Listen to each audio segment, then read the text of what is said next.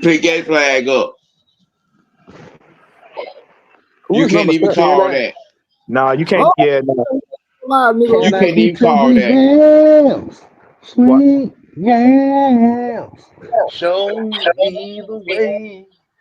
Cause we gotta win today. Can I Lovely get one. to the yams? What's going on, people? What's going on, people? We got the post game reaction show with the heavy hitters live, featuring Yeah.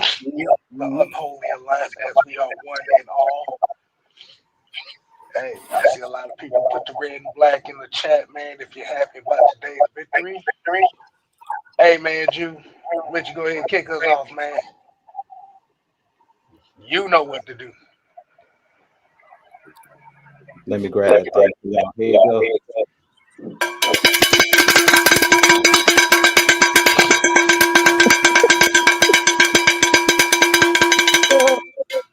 KK style. May I enter? May I sit up here and introduce the group? Go ahead. I am MC Do Rag, and these are the Do Rag Show. Shoot, Shoot up, shoot up. Hey, man, as we coming off a game here. Falcons defeat the Giants 34-7 with the highly anticipated debut of one Sir Junebug. So we're gonna let the fellas here go ahead and give us all their thoughts on this game so far. So, Sam, what you got on this? Um, if you were paying attention during the week and you heard Grady Jarrett and Jesse Bates, speak about this young man, he came as advertised. Um, him comfortable, him comfortable, him.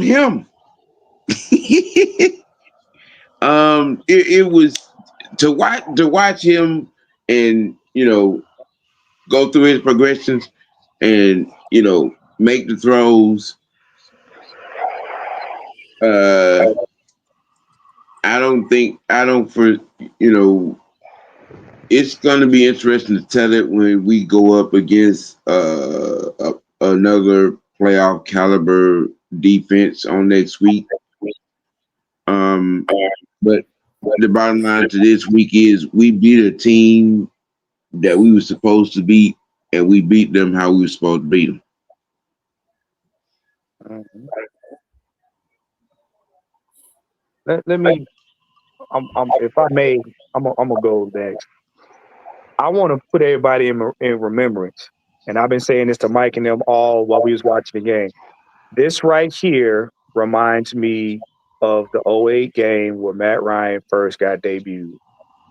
You had him on a team that had veteran weapons, veterans on offense that had helped them out during the course of this game.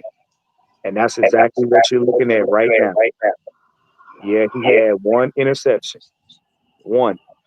But if you looked at it, this young man elevated everybody on the offense. He elevated all the weapons. I mean, look at Tyler Algier. Look at how he played. Look at Ray McLeod. Even Blair. He elevated everybody. He commanded leadership. He stayed poised. And even when he got hit, he kind of shook it off. Okay, let's get back to play. But this is what I was saying in a couple shows back. This is what situation you want to put a rookie quarterback in because now he can flourish and do what he's good at. Mm, what you got, Jew? Yeah, man, it was one of those games picking up on where he just left off. Like, you guys know what I mentioned with Kirk Cousins last week. Just him being able to move in the pocket, that makes so much of a difference because it takes pressure off of your offensive line. It was one play where Michael Penix just scrambled for like 6 yards. The pocket was collapsing. He just took off and ran. And really, I really feel like it's the small, intricate details that we talk about. Today wasn't a perfect game, but what I liked about what I seen from Penix is his ability to get the ball out of his hands quick, his command of the offense, like they were talking about. Yeah, there was some times where you could tell the chemistry wasn't there yet, but he was the ball placement, the way that he was throwing that ball, he was putting it on the receivers. And like I said, his ability to move. We finally seen play action. We finally seen he can move in the pocket. He can step up. It's those small, intricate details where Kirk Cousins was getting so many negative plays because he can't move. So those plays where he was picking up 3 yards here, 6 yards there, continuing to move the ball forward, that was the difference to me in this game, where he wasn't back there as a sitting duck. So to me, it was simple. Like I said, when I seen Kirk couldn't move, at this point, you might as well say that he's injured. So at this point, that's what the difference that I saw with this team is like, because of Penix's ability to move in and out of the pocket and his ability to be on time with the football, the zip that he puts on the ball, because it was a couple balls early on in the game where the offense, the receivers weren't helping him out. They dropped like 2 or 3 early in the game that were right in their chest. Like he put it on them and they dropped it. So just to see the way that he played, he seemed like he was cool, calm, and collected. It seemed like he wasn't out there trying to do too much. And that says a lot for a rookie. But we know that he's played a lot of football in college. So to me, the dude is just mature beyond his years. Like it seems like he never gets too high. He never gets too low. So, I mean, I was impressed for his first start. Like I said, he did what he needed to do. He didn't put up the gaudy numbers, but we talked about it last week. We said, if you're going to dumb the playbook, all the way down the way that you did last week, they came back with a similar formula. Run the ball, couple play action passes here and there. And then what I tell you guys about being able to throw the ball deep. You seen with Mooney, he just tried to go over top, penalty, flag, 40, 50-yard penalty just with him just throwing the ball out there. The threat of challenging that deep third of the field, boom. That also opens up more space in the run game. And Jude, I just wanted to piggyback off something right quick. That completion to Blair, that's going to be something people need to look out for, because that deep pass right there, that was a beautiful pass. So yeah, you're right. Those deep passes he has the ability to make, that's going to put defenses on their behind. All right, Mike, what you got on that? Well, I'm here to tell y'all the truth about Michael Penix. All right, some of y'all gonna like it, some of you not gonna. I saw a number of mistakes as far as his ball placement, where passes need to be. You heard Moose say a couple of times in certain situations, you just don't throw the ball into traffic. Whether that guy, you got to be sure if you throw that ball into traffic, that you're throwing it to your best sure-handed receiver. And those are the small things from a football player. When you understand that this is a bad pass, those things get intercepted. Now, whether or not the player still has to catch the ball, but as a quarterback, you got to make those right decisions in certain moments. That was a bad pass. For me, I think that's a bad play call more so than it's a bad pass. And that's something that Zach Robinson has to understand. It's those situations that you just don't put your quarterback in unless you know for sure that he can make that throw. And when you have a young quarterback, you can't call those types of things. So I saw a lot of mistakes as far as Penix, but the thing that I like most about him is his command of the offense. I love his confidence of the offense. I love that when he's standing in the pocket, I'm always looking at the quarterback's eyes. I'm always looking at his composure. This kid was composed, okay? He was composed, okay? I'm going to say this, and I'm going to say it loudly. I have not seen this type of composure so far in a rookie since Matt Ryan. Okay? Yeah, I said it. We're talking about composure. Whether he continues to be a great quarterback, whether he continues to be a great player, only time would tell. So far, I love his composure. I love the fact that when he's in there, man, like the offense and the players, man, like they know it's going to get there in a hurry. And I think one of the things, as far as the drops is concerned, from all receivers, Drake, Mooney, Kyle Pitts, all those guys drop passes. So this ain't one of them situations where it's like I'm gonna nitpick and drop pass. I'm not gonna, because it's, again, if you ever play with a left hand quarterback and a right hand, the spin on the ball is completely different. Like even the way the ball comes out of his hand is different.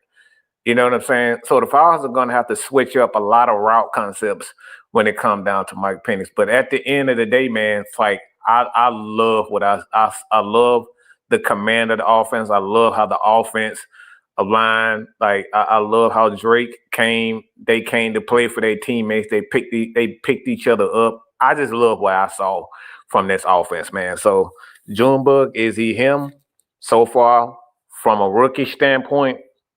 Y'all know I'm not gonna jump out on the. I'm not gonna jump out there and say he's arrived, because he hasn't arrived. It's all about consistency.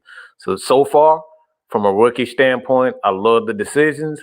I love his composure. I love that he took those chances as a quarterback.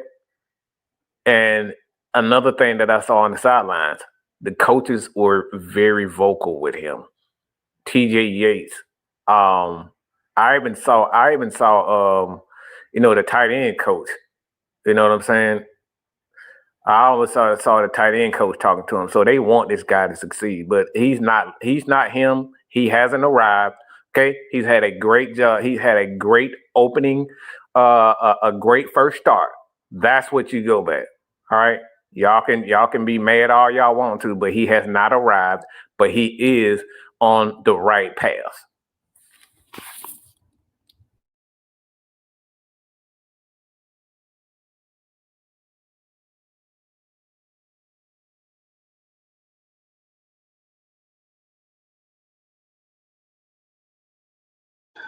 Sam said it at the beginning with this comment right here. You beat the teams you supposed to fucking beat. Yeah. Excuse me. I didn't mean to say that.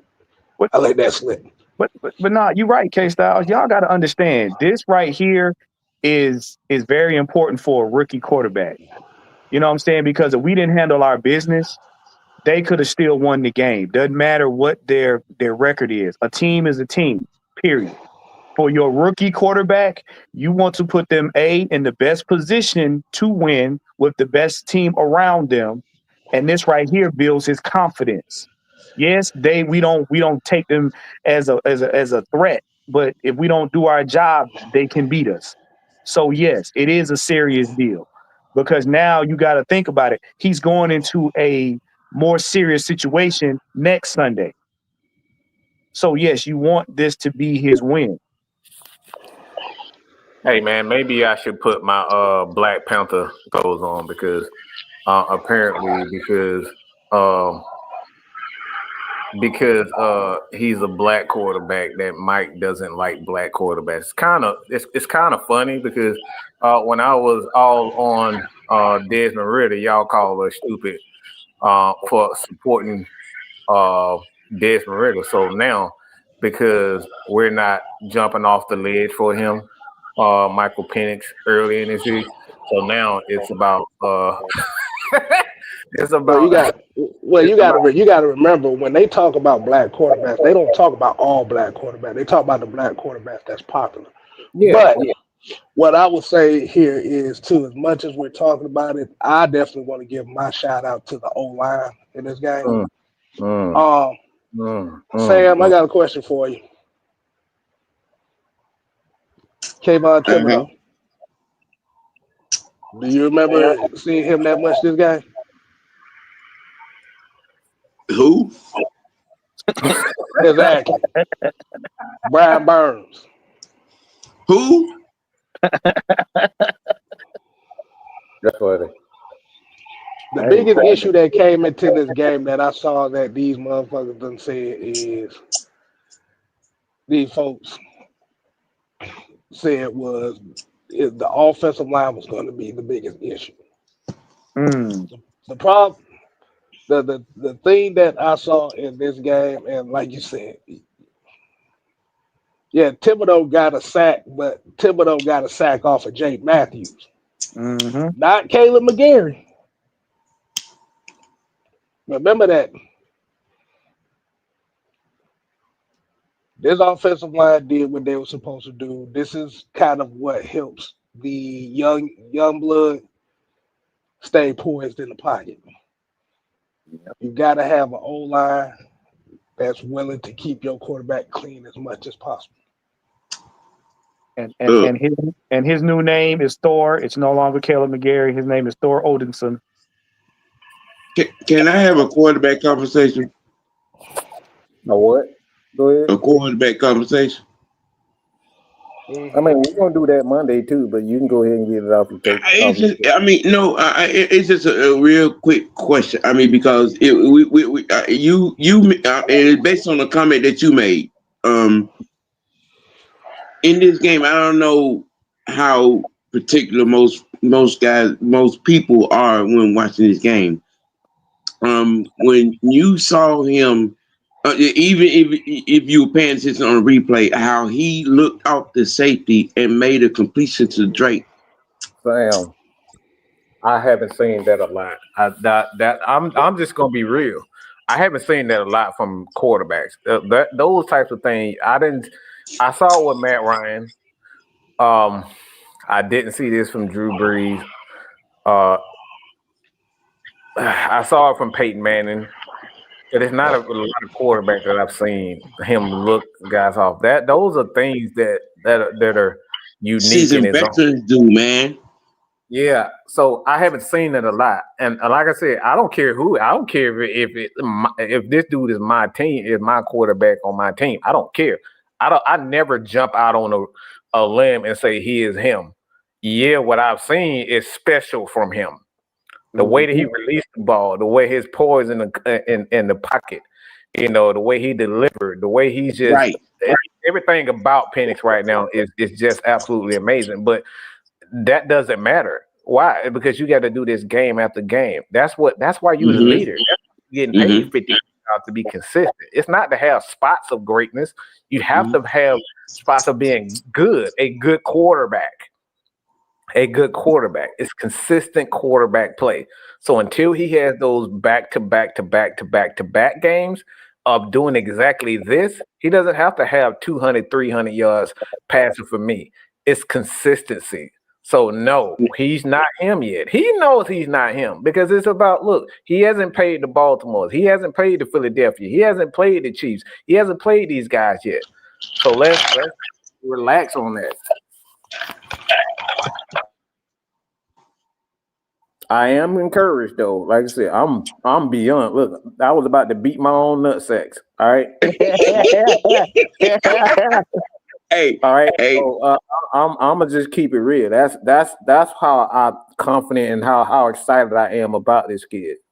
But it's about consistency. We've seen guys play well in one game, and Jew. I hate to bring Jew's name up here, but Jew talked about this last year with Desmond Ridder. He said, "Yeah, he could. Yeah, he's cool and he's good, but look, we need to see a consistency." So Jew said it, Jew. Go ahead. Am I wrong? Go ahead. You're completely right. He had a 300-yard passing game, but we just got to be patient. We don't like to be patient as fans. I keep saying it. Just be patient and let it come to you. As we say, the players need to let the game come to them. What I saw out of Penix that I like is he was comfortable. But as you said, he hasn't faced. Yes. We'll find out next week with the Commanders, a team that's like playoff caliber, but he has to do it over time. That's why I say I give players at least 2 to 3 years before I just place judgment on if the player is going to be good or not, because you need time to develop. So like I said, we won't know, even if he makes a playoff run, we won't know this year. We can't say he's great because I've seen players have one good season, a full good season. Sam Darnold's playing well. I would have never thought that I would see Sam Darnold play well with Minnesota. But he's playing well, but this one season. So should they pay him $100 million or $200 million because he's had one good season, but he's on a good team? Personally, I don't agree with that. So I say we got to wait and see. Just wait and see. But what I seen from Penix, like I said, today, if we be honest, what turned the tide of that game was the defense and special teams. That pick six by Jesse Bates. Oh, boy. He picked the ball off, and that was the difference. Damn it, you Eagles. Oh, my bad. Oh. I'm sorry, my bad. Yeah, we saw it. Mm-hmm. I'm sorry, my bad. I just saw that they gave up the game. My bad. Nah, I seen it, man. Yeah, I just seen it pop up on the scoreboard too. Yeah, Yeah. I'm watching it, and it's just painful. But at the end of the day, like I said, man, we just gotta wait and see. When it come to Penix, I told you guys, I have no expectations. I'm placing no expectations on the kid. Go out there and do your thing. It ain't no pressure. That's why I say he playing with house money at this point. If he go out there and ball, great. If he go out there and have some struggles, as you said, Mike, I seen a couple plays where the ball could have. He almost threw a pick six. Did y'all see Yeah. what the dude Yeah. jumped Yeah, out? The guy yeah. just didn't fully commit to it. If he Yep. would have if he would have just kept going, he would have had a pick six. But the guy Uh-huh. pulled up. So that's what I'm Yep. saying. He didn't play a perfect game. But again, what was I saying with Kirk Cousins? You don't have to play a perfect game if everybody does their job. You just can't continue to turn it over. And that was the difference between him and Kirk. Is Kirk kept turning the ball over and not giving us opportunities.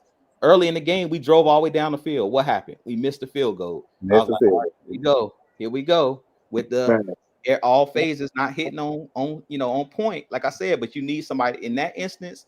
Well, what I always say, Mike, complementary football.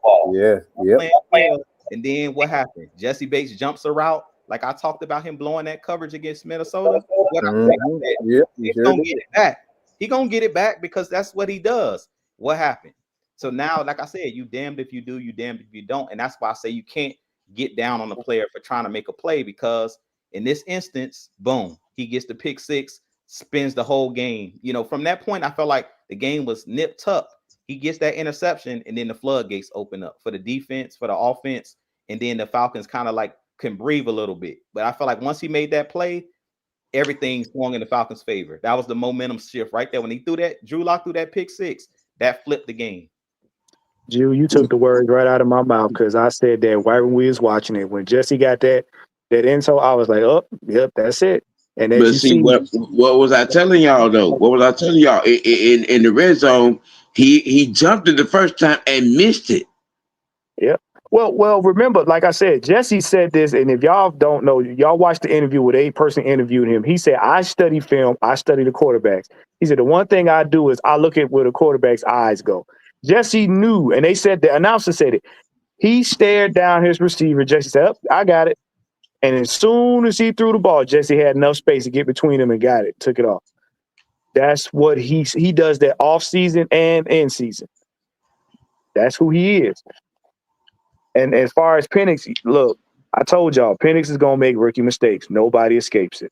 So you got to get this man some grace. Get this man some grace. He gonna have some learning. He gonna have some learning periods. But you want him to come into the in the NFL league with confidence. This win meant more to him than it does the fans. I'm gonna be honest with you, because now he can do what now he's comfortable enough to go out there and play to win.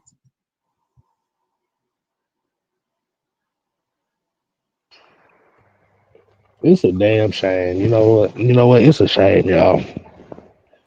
Don't worry about it, Kill. No. I'm gonna say something on that. So if somebody ain't whipping their Penix out and jacking it on camera, so that means we hating on. That's interesting. But Yeah, really interesting. we'll deal with that in another time. But the defense did what it was supposed to do. Mm-hmm. Bijan Robinson right now is evolving into a running back that he is evolving as a running back. Not a lot of jump cuts, not a lot of wasted motion. He's going to get it. That's what I always say. No wasted moment. None. But let me get some numbers in here for y'all right quick, man.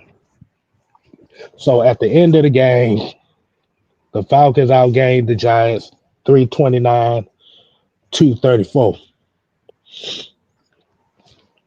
21 first downs, 9 for 15 on third down.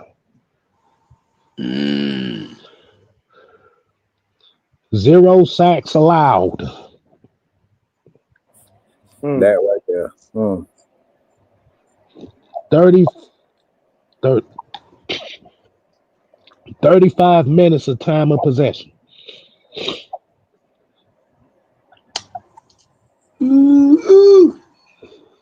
That's a very efficient game offensively and defensively. Like you said, Caden Ellis comes up with another sack. Ebiketie with another sack. Mm-hmm. Judon gets a sack. I think they said they put the thing out where they said that Judon was the first Falcon player since Croy Bierman to get a pick six and a sack in the same season. Woo, boy, that's crazy. I think he's kind of, relishing in his role with the Atlanta Falcons now. I think he'd be a nice. Um, right now, I just love what I'm seeing from Ebiketie and Caden Ellis. Those guys are stepping up to be the edges that we need. I'm extremely what I've seen with Ebiketie is he's not doing all that dumb spending for no reason and stuff. He's getting around that corner, dipping and getting to the quarterback. No wasted movement. And I think that's what's been holding him back is that he's just trying to do too much. And a lot of times you don't have to show all the aspects of your arsenal in regards to your pass rush moves. And I think he's understanding that rip move for him. That rip move, that under rip move for him has been absolutely amazing. And like I said, he's killing them tackles, boy. I love what I'm seeing from every kid. And y'all know how critical I've been to him. I'm proud of him. I love what I'm seeing from him. But we all know he had the talent to do it. Now he's showing it. Wow. What you about to say, one? Bryce Young just beat the Cardinals. Yeah, that's what I'm saying. Wow. It's not like I said. It's not over for the Atlanta Falcons. You know what I'm saying? I'll say this about what I'm seeing. I don't like what I'm seeing early in games for the Atlanta Falcons. For me, that has to change. I don't like the defensive game plan. For me, they're coming out just a little bit too soft for my apprehensive, weak, whatever you want to call it. They're just not coming out too aggressive. And it's still, I think, was it you? They're saying it's like they a little bit. They just coming out.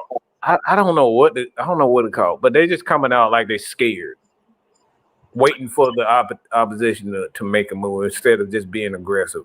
That you do?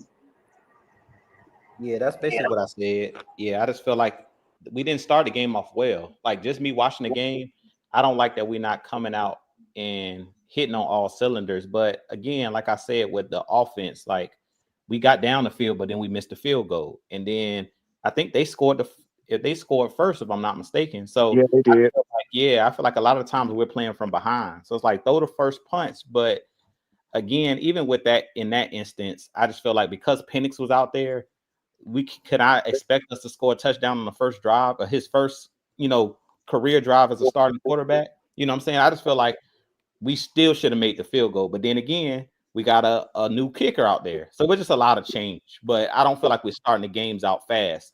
The last couple of weeks, we haven't been getting off to an early start. We've been playing behind a lot, and that's not good. You want to get out to an early start and build that confidence early, especially at home, because that gets the fans into it. When you score and you're ahead, the crowd is into it. Like I said, after that pick six, that got the crowd into the game because that was like a game-changing type play where it swung all the momentum. Even though Locke was playing like he was playing with confidence, after he threw that pick six, you could look at the man's eyes and tell, like, oh man, that sucked the air out of them, especially because the Giants are a bad team. They're on a long losing streak. So when you one of those teams, as soon as he threw that pick, it's like, here we go again. But like I said, just in general with this game, the Giants are just a bad team. Like how many false starts did we see today? How many holding penalties? So much so every time Malik Neighbors made a play, he looked back and he see a flag. He just looked like, oh my goodness. Like anytime he catch the ball, he was totally defeated. Yeah. But you know what? I look at it too. A lot of times that first drive or whatever, and I said this earlier, I knew coming into this, they were gonna blitz him early. I knew that because they tried to, any rookie, that, especially with us Falcons, they tried to test to see if we can rattle your quarterback. And when they blitzed him and he didn't, he got up and was like, okay, all right, I got hit. All right, let's get to the next play. It was like, wait, what? And they kept on blitzing. No, we're going to blitz him again. We're going to blitz him again. So I think that first thought was they were kind of trying to see, how's he going to handle the speed of the game? And then it's almost like you said, Ju, when it got down to when Jesse Bates really got that, when he got that intel, it's like, oh, okay, it's time to play now. Everybody just started flowing. But in my opinion, yeah, he handled it well. Do I think we'll come out aggressive the next game? We got to wait and see. I hope we do, because we playing a team that just came off a win against Philly. So yeah, we gonna have to go in that game swinging first.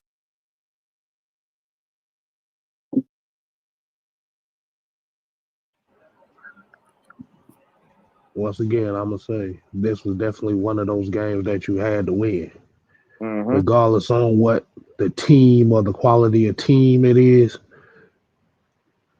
We at a point right now where we gotta win. Like you said, they gotta win out, and we can't be looking at these games talking about, well, this win doesn't count because they beat this team and such and such and such and such.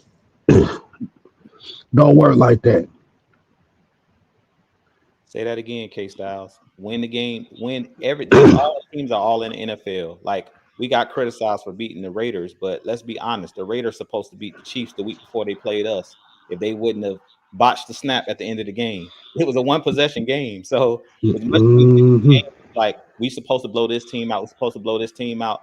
It's a week to week league in the NFL. So it ain't that big of a disparity as far as talent wise. Well, I see majority of the distance between most teams is in coaching mainly. So you got to go into every game like every team is capable of beating you, because they are. The Chiefs have been playing one possession games all season against everybody. Against us, we almost beat them in week 2 or week 3. So, barring a couple plays, every game has been coming down to nip tuck with them, but they just don't beat themselves. When the play is there to be made, what I always say, Kate, it come down to 2 or 3 plays. You either make them or you don't. Yeah, you're right. You're right. So yeah, so that's what kind of irks my nerves when I see that, because as Ju would always say too, is your schedule, the success of your schedule always come down to those particular teams that you're supposed to beat, but you don't beat. Right. And you go right back and look at it like, damn, should have beat them. The teams that have success know how to win and adjust in situations. That is why Kansas City is out front. Kansas City is out front because they've learned how to win in situations, situation by situation. It doesn't matter. We can sit up here and cry and bitch and moan about how Kansas City is winning, but does that matter? Not really. They've won 2 championships already. They're going for another one. You think they care how they win? Nope. You think they give a flying freak about how they win it? Absolutely not. They trying to get back to a Super Bowl. Back to a Super Bowl. All right. They beat teams that they should beat. Okay? It don't matter if it's by 3 or it's by 10 or by 20. They get the job done. And this is one that has been plaguing the Atlanta Falcons, since the day we drafted Matt Ryan, to be honest. We lose the team we should be beating. And that's why we've been out of the playoff the last 3 years or so, because we lose the team we shouldn't beat. We lose the team we should beat. That's the real reason why we are. It's not because of the lack of talent and lack of coaching. We lose the team we shouldn't be losing to. Good teams don't beat themselves. The great Jew Talk Sports always say this. Just saying. So the question, so my question is for everybody that's watching this chat and everybody up here in the panel. What would have been the talking point if the Falcons would have laid an egg today? Oh, it'd have been a whole lot of stuff. Number one, it'd have been coaching. I guarantee you. So I'm asking the people in the chat too. If the Falcons laid an egg today, what do you think the talking point would have been?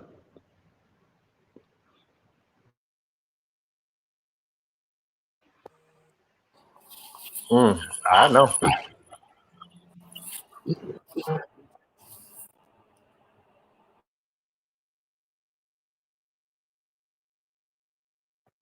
Like you said, man, shoot, regardless on whether it's the Giants, whether it's the Commanders, whatever.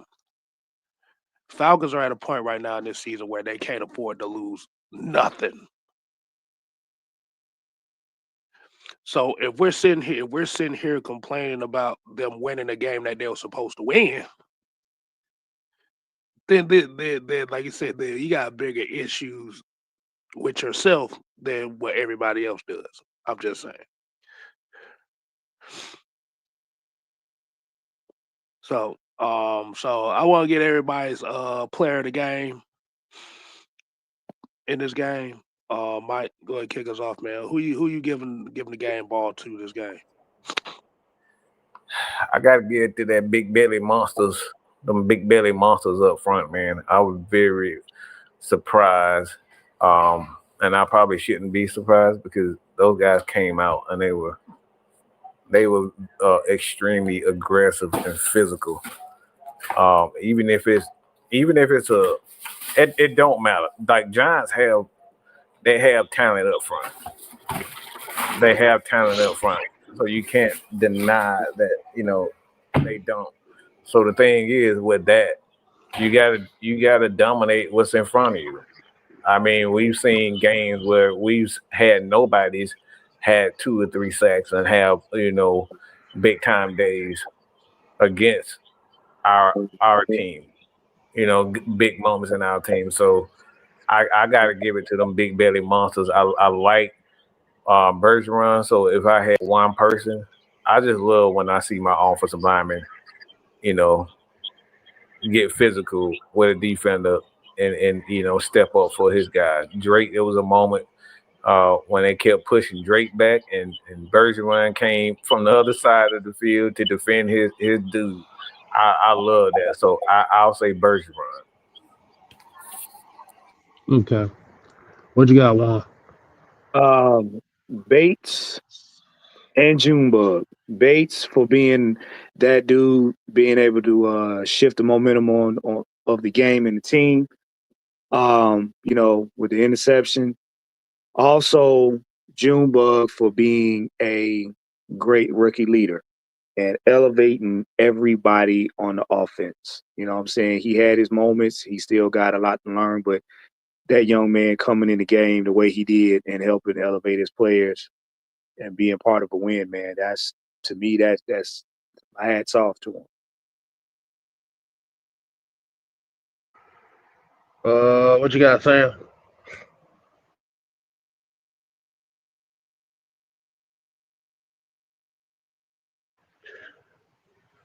Samuel. All right, Drew. What you got? Who you get? Oh, my bad. I forgot I was on mute. Who you get game ball to, Sam? I'm gonna give it to Caden Ellis. Nice. He was the X factor that allowed, this defense everybody to perform in their respective positions, so sort of the catalyst, so to speak. So I'm gonna give it to Caden Ellis.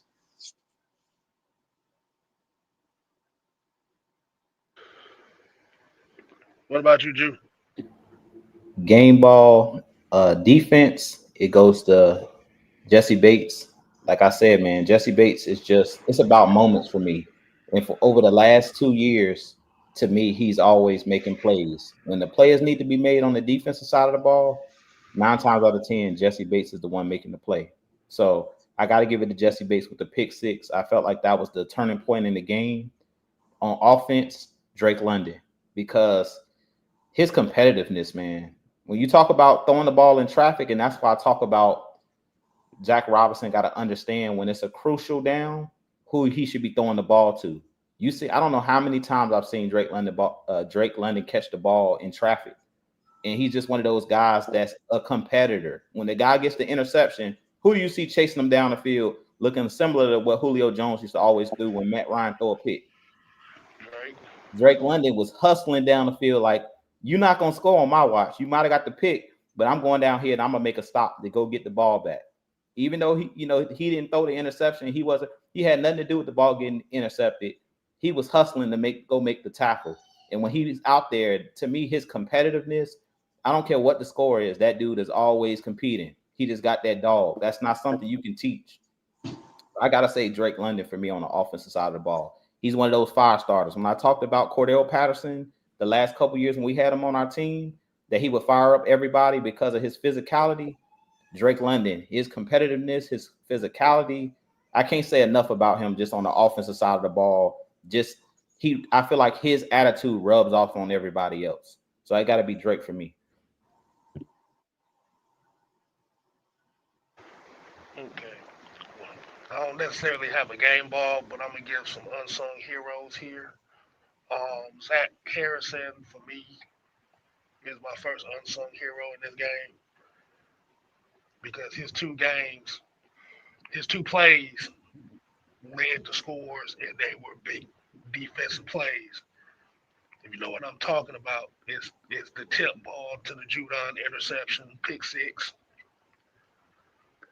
as well as the partially blocked punt, which gave the Falcons good field position to do the damn thing.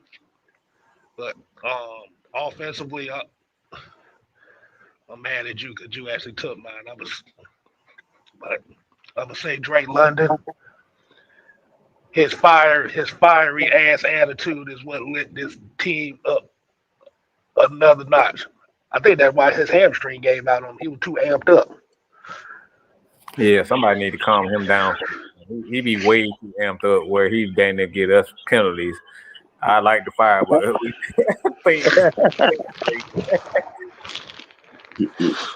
Like I said, you got Drake London going at it with defensive linemen and stuff, and he talking trash, and yeah. And like you said, a lot of things is when you're looking for those sparks, those are considered certain spark plays. Yeah, he crashed out like hell. He did. Yeah. That crash out was something. Over about 7 plays. that boy way too amped up. Like everybody's like, Drake, chill out, bro. We know you amped up, but dang, don't give us penalties.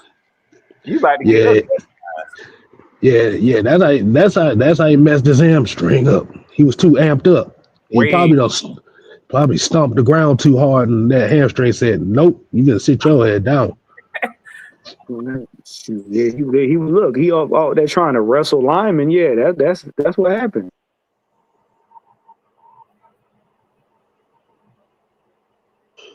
Got too much more to say about this game, man. Like you said, man, Falcons pulled the dub out. We got 2 more games that we have to play, and we have to win both of them. Let's go ahead and give everybody's final thoughts on this before we get up on out of here. So we're gonna kick this off with Juan. Let you kick us. What's your final thoughts on this game? Hey man, look, good week. We got us a Christmas present early with this win. Just prepare and get ready to play. You know, the Commanders. And look, y'all gotta understand, Penix is a rookie. Nobody escapes the rookie process, not even him. So we're not putting any tags on him. We just want him to do good. All right. So that's pretty much it, man. Just let the Falcons do their job. And let's go ahead and pull out this win. That's all I got. All right, Sam, what you got, man? Oh, final thought.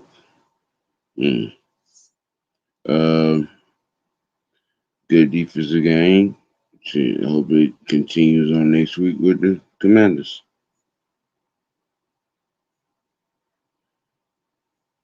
I'll let y'all in the morning. Okay. All right, Drew, man. What's your final take? We'll get up on out of here. My final thoughts is my prediction is the Cowboys gonna smack the Bucks tonight. They're not expecting it, but I heard a stat that Baker Mayfield is 0-6 in prime time. So Ooh. my thought is the Cowboys pull the upset. They go in there, they go down to Dallas and take that loss because now they're gonna tighten up after they seen the Falcons just win, and they know they can't make no mistakes. And I feel like it's gonna be too much pressure. And I think that it's gonna end up coming back to bite them in the tail. So I really think that they were playing with house money because the Falcons were not playing well. But trust me, the Bucks was watching today's game. Oh yeah. What's up? They know that they can't afford to drop any of these games because there's no guarantee at this point. So I really feel like tonight is that game that I really feel like the Cowboys are going to stop the Buccaneers. I think a lot of people are thinking because the Bucks played well and blew out the Chargers that they're playing too well for Dallas to beat them. But I keep saying it, it's a week-to-week league. Kirk Cousins threw for 500 yards. I sat there and watched that, and then I watched this man go ball out in October. Then a month later, looked like he forgot how to play football. So I'm telling you guys, watch what I say. It's a week-to-week league. Dallas is playing well. Even without Dak, they're playing well. They have veteran players. They have a veteran coach in Mike McCarthy. They're not afraid of the Tampa Bay Buccaneers. And if the Buccaneers overlook them, they're going to regret it. Yeah, there you go. All right, Mike, what you got? Well, I think it just comes down to how this Falcons team. I like how the players really kind of stepped up and stepped around this kid and gave him everything that he needed. So I like the veteran leadership that I saw from guys. I like how the coaching staff he wasn't sitting over there alone like he normally is without, they coaches. I saw several coaches sitting around him and making sure. I saw a couple of times where it was Kurt was having a conversation with him. So those guys are giving them everything that they need. So that's what you want in your team. Everybody to step up. You know what I'm saying? I give Kurt credit. He hasn't came out with any statement that is going to hinder any it's going to make him look bad or just add a little bit of unnecessary drama to this team. He's been an amazing professional. So shout out to Kirk Cousins for that, man. Because like I said, he could have easily came out and made a headline and say, "Look, I'm not gonna stand around here. I'm not gonna be nobody, second guy." He's like, "Look, I'm here to, to back up, give him what he need." I mean, before the game, he was praying with the kid. I thought that was a beautiful moment. And that's what you need. You need team and players, teammates like that, and people like that. You know what I'm saying? You need people on your team like that. So Kurt is a good dude, man. Like I said, it just comes down to, sometimes Father Time is like you just wake up and you can't run a 4-2 no more. You know what I'm saying? You just can't do a certain thing no more. It happens to everybody. And like I said, it may not be the end for Kirk Cousins, but he's handling it the proper way. So shout out to Kirk Cousins, man, for being an absolute professional about that, man. Well, there really nothing much more I need to say on this. Like you said, just for simple fact, good win, Falcons. Because everybody gonna be tuned into that Buccaneers Cowboys game tonight. Mm-hmm. So, shoot.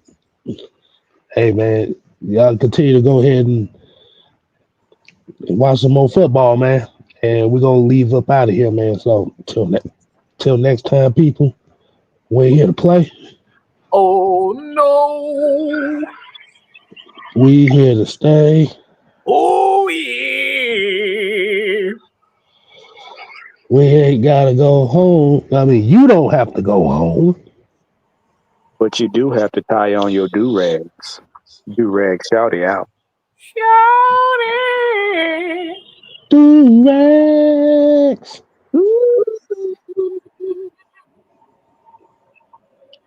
Shout